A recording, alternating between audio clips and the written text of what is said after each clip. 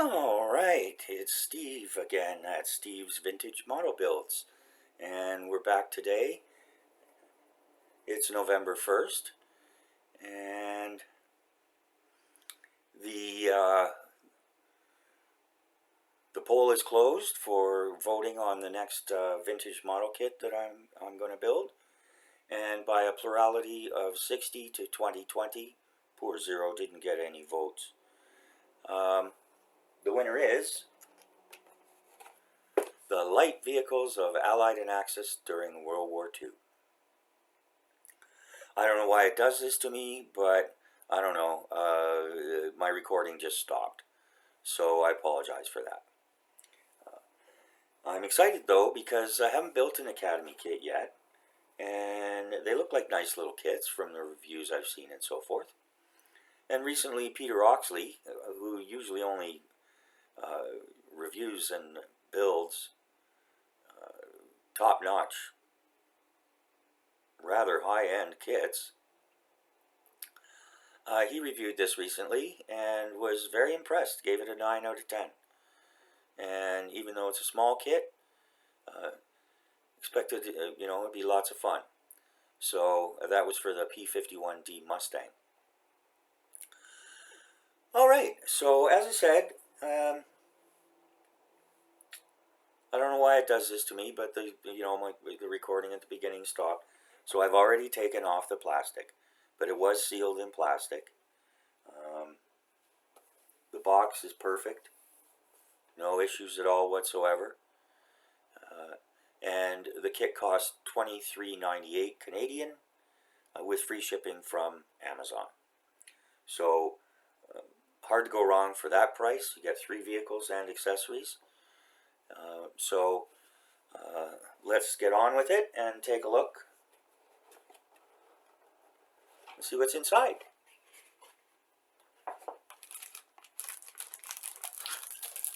Alright, so we have one sealed plastic, one sprue sealed in plastic with the clear parts in a separate bag sealed in here as well. And this seems to have the accessories, the barrels, gas cans, and so forth. And this is the parts for the tracked cycle, the SD.KFZ or Z.2, and SD.KFZ-Z.2 is German for Sonderkraftfahrzeug 2, and Sonderkraftfahrzeug means special purpose vehicle. So this is special purpose vehicle number 2. It was also known as the Kettenkrad. So this does not look like a complicated kit.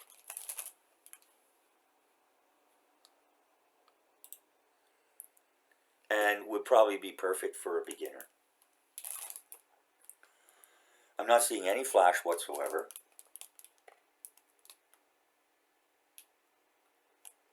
Even on the tiny parts. You see here. Everything looks to be laid out nicely.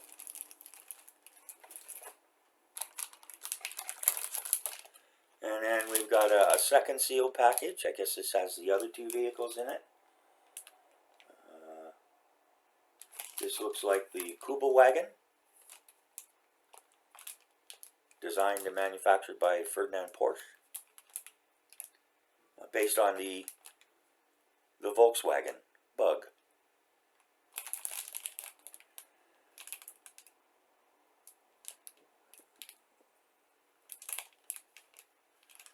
And then we've got the Willys Jeep.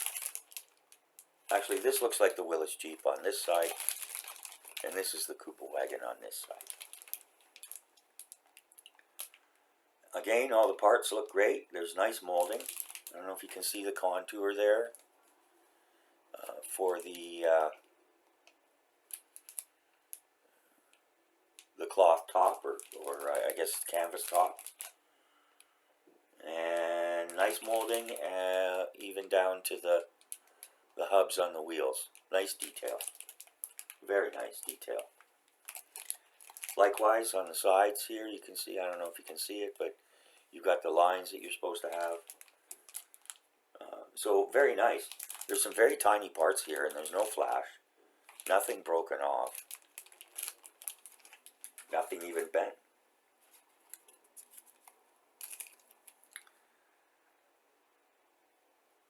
Alright, and we've got a small decal set, sufficient for the vehicles. Get that up there.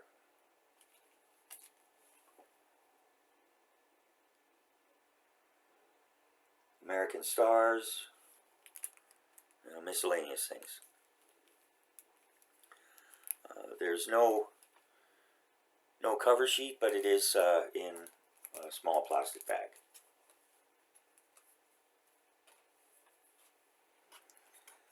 I've heard Academy decals can be kind of iffy, so we'll see how those work out, but they look nice. The paper's not too thick, so there you go.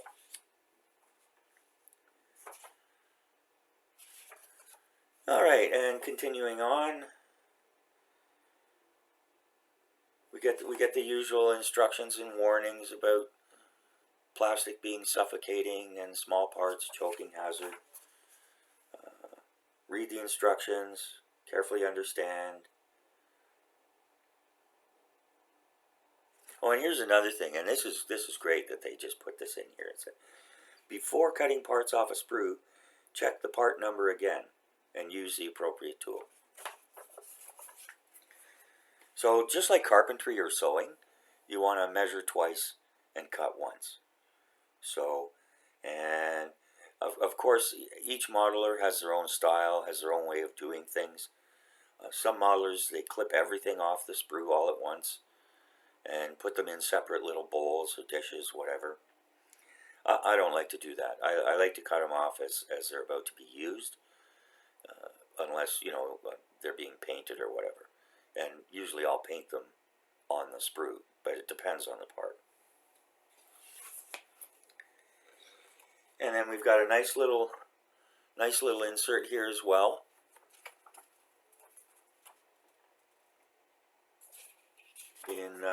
Oh, I should mention, yes, Academy's a South Korean company, so I got no problem spending my money on a South Korean company.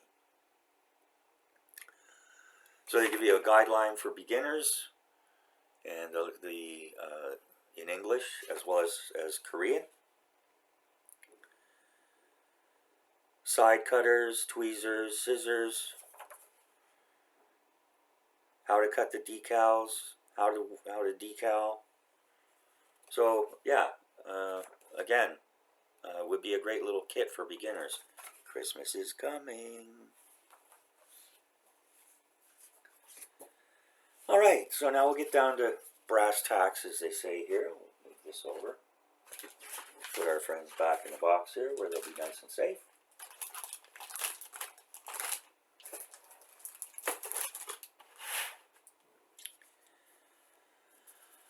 Alright, and so we have an instruction booklet. Right on the front we get an illustration of the vehicles themselves and the completed models.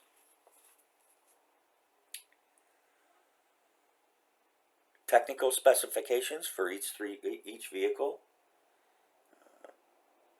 They call the Willys Jeep the light utility vehicle, but it is a US Willys Jeep.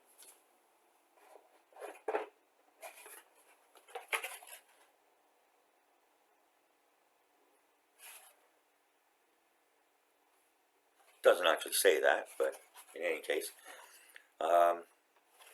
yeah, I should have said, yeah, I got all discombobulated because the recording stopped.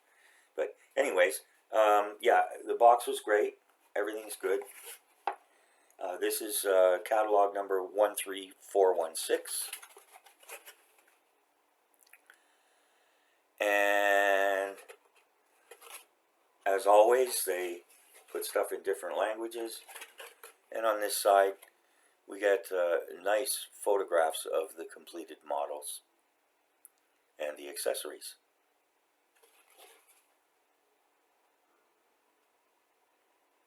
I'll also shows you close-ups, underside, and details. So that's great.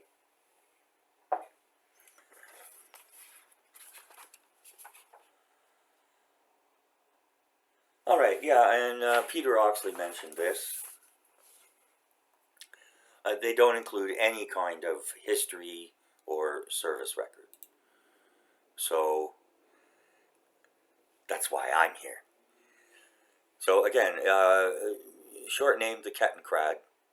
It started its life as a light tractor for airborne troops. The vehicle was designed to be delivered by Junkers Ju-52 aircraft, but not by parachute. So the vehicle had the advantage of being the only gun tractor small enough to fit inside the hold of the Ju-52, and was the lightest mass-produced German vehicle to use the complex, here we go, Schachtelafauwerk, overlapped and interleaved road wheels used on almost all German military half-tracked and vehicles of World War II. So I guess that means, you know, they're interlocked, one inside, one outside, one inside. So steering the Kettenkrad was accomplished by turning the handlebars up to a certain point. Only the front wheel would steer the vehicle. A motion of the handlebars beyond that point would engage the track brakes to help make turns sharper. So that's common in tank designs and track designs. It was also possible to run the vehicle without the front wheel installed, and this was recommended in extreme off-road conditions where speed would be kept low. It was designed and built by the NSU Werk AG at Neckarsulm, Germany. Patented in June 1939, it was first used in the invasion of the Soviet Union in 1941.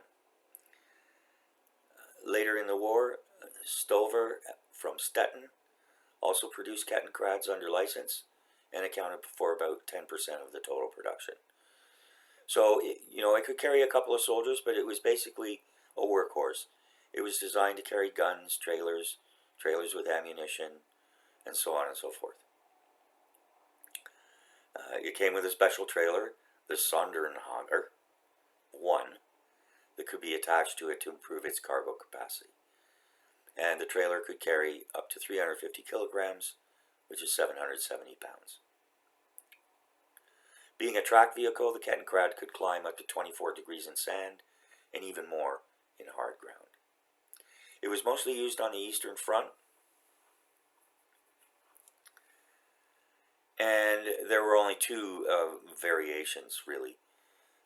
Production of the vehicle was stopped in 1944, by which time 8,345 had been built. After the war, production resumed at NSU.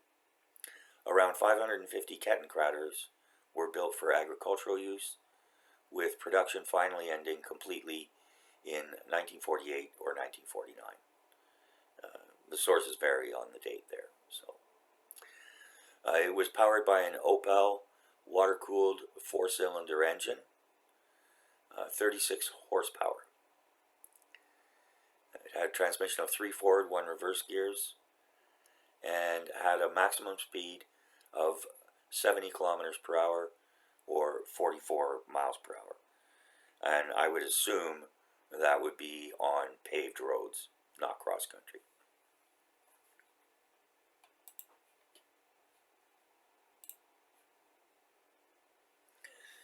Okay, so that's it for the history. We'll get into the instructions here.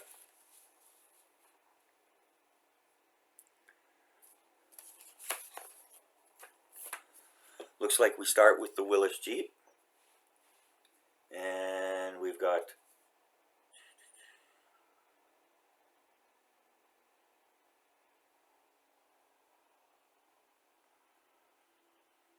looks like we've got 5 steps here.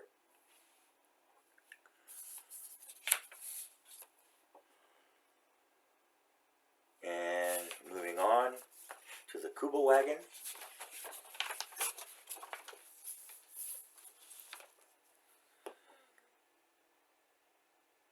That has 4 steps, and it has the option of a full cover or the folded down cover.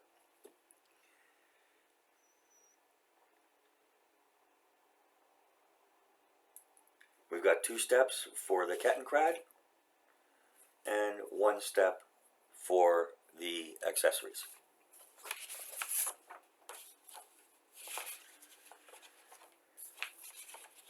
On the back we have a full page sprue map, which is great.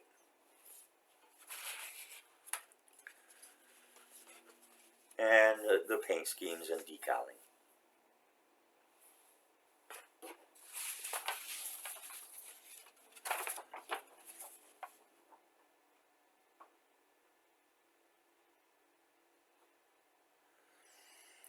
I believe that they recommend and use in the instructions Mr. Hobby paints. I haven't used Mr. Hobby paints. I use Mr. Hobby cement. But yeah, Mr. Hobby's a Japanese company, and they seem to make great products.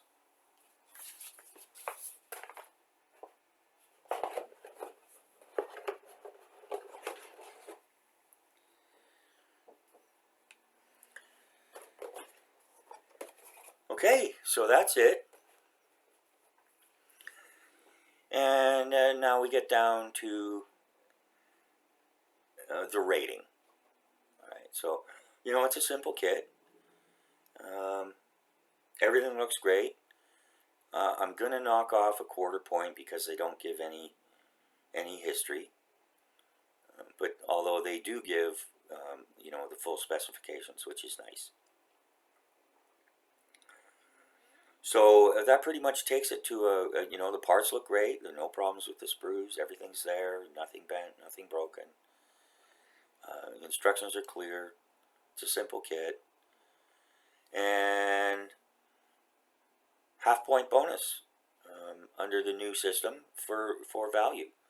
Here you get 3 vehicles, although they're simple construction, as well as the accessory barrels and cases and wood cases and so on and so forth. So, you know, you could easily make a great diorama with any of these. So, yeah, that brings us to 11 1/4 out of 12. So, I'll look forward to building this.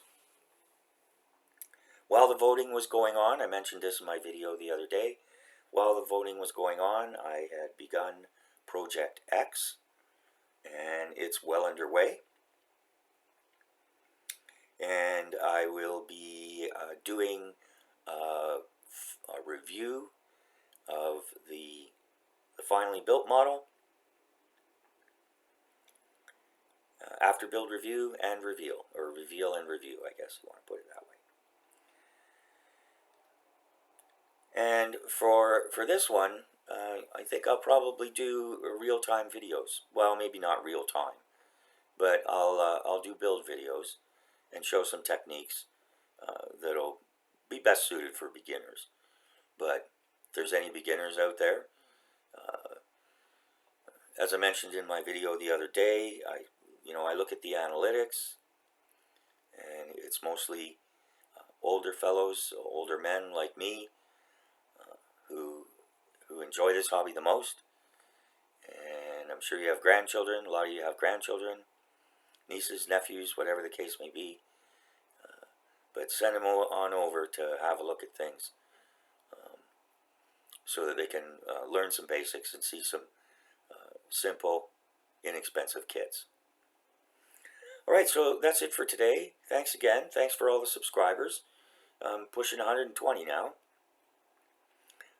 which for me is impressive. So thanks again to everyone, and we'll be along soon with the build on this. Have a great day.